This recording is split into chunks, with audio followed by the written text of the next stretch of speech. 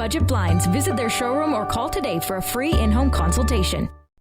All right, Moses joining me on the desk for our first look at sports. Moses, it was a record performance by the Lloydminster Bobcats. It reminded me of a Simpsons episode where Homer was Krusty the Clown, and then there was Krusty Burglar. Yeah. And the guy tried to take in the burger. Homer didn't like it, so he just beat him down. There's the kid's like, stop, stop, he's already dead. I was wondering where you're going with that. Yeah, basically that's what the Lloydminster Bobcats were doing, and some of the Olds fans were like, stop, stop, you're hurting our team. But instead of really beating them up physically, it was more so of the bruised ego variety. Of course, the Bobcats looking to make it 4 wins in a row, taking on the Olds Grizzlies. That's Grizzlies with a Y on Sunday. Pick this up in the first. It's already 3-0.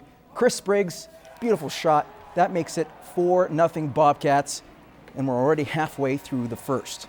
There'll be more from the orange and black.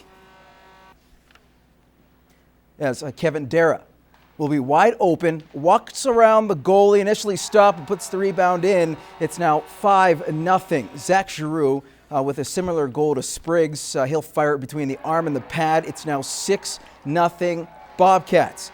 7-0 Cats. The Grizzlies on a 2-on-1. Tier Thompson gets the puck in the slot, fires it top corner past Pierce Diamond. The shutout bid was over, but that was the only thing that was good for the Grizzlies on this day. Spriggs will get another to give the Cats an 8-1 lead after 40 minutes. Now in the third, it was the Cats who would add 4 more to set a single game record for goals with 12. After the blowout, we talked to Coach Gore Thibodeau and Ryan Chenoweth, who led the Cats with 5 points.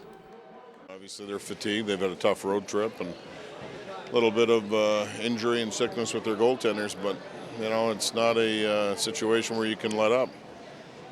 So I was pleased with our guys jumping on them early, and like I said, tough game to play once you get up, but you've got to still continue to go. Just the whole team was, we were all going tonight, and when we're playing like that, we create a lot of opportunities for ourselves, and our line, especially tonight, we were all going and made for a lot more open space out there. Meanwhile, the Bonnyville Pontiacs make it back-to-back wins over the weekend with a 4-1 win against Okotoks on Sunday. Bobby McMahon led the way with a goal and an assist. The Pontiacs are back in action Wednesday when they host the Bobcats.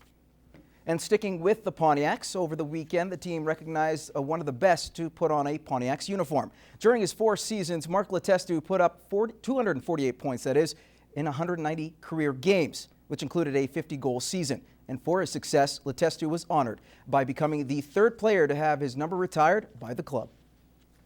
Give a nice round of applause to Mr. Mark Letestu. For them to honor me in that way was awesome. It was the only word I got. From a fresh-faced teen from Elk Point, Letestu on the seal, fires a shot, he scores! To the NHL. The impact Mark Letestu left on Bonnyville is certainly evident as a near-capacity crowd filled RJ Lalonde Arena to pay tribute to a man they call their own. The team donning retro jerseys during warm-ups, well wishes from former teammates as well as friends and family in the crowd, honoring one of the most successful players to come out of the program. It was really cool to have some of those people contribute to tonight, because obviously they contributed a lot to my career. Even though it's an individual honor in a team sport, you need them, and they were obviously there for me throughout my career, and now in whatever life's brought me afterwards. Mark represents, like all of our alumni,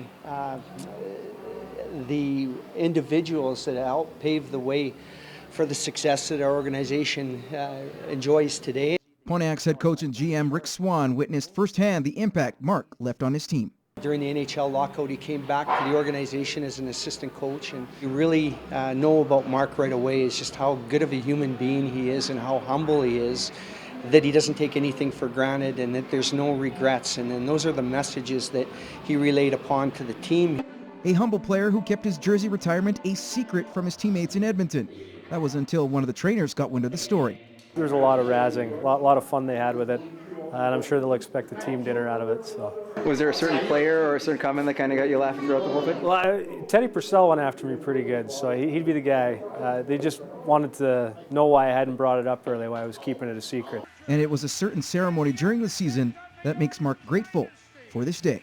Mr. Glenn Shaver! It was really something I really wanted to absorb when Glenn had his moment, and that was something that really stuck out to me, is how much luck has to do with it. Kind of right place, right time. And for me, growing up 20 minutes from here and being able to play in Bonnyville, because I do believe that who you are is where you're from, and to me, a lot of the people in this community and people, at my hometown, they instill kind of those values in you and make you and mold you into who you are.